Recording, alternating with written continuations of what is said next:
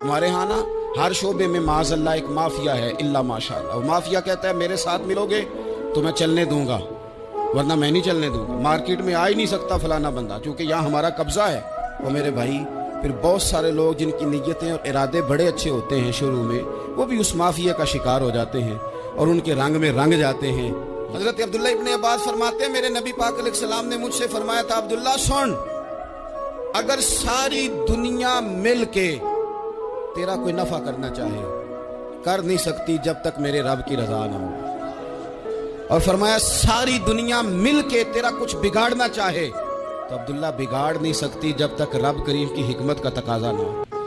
लोगों से डरना, लोगों की तरफ देखना, माहौल देख के अपने राह का तायुन करना, हर बंदे के ख्यालात के मुताबिक ढलने की कोशिश करना, फलाना ना नाराज हो जाए, फलाना ना नाराज हो जाए, वो जिसने होना हो जाए, बस रब रसूल नाराज ना।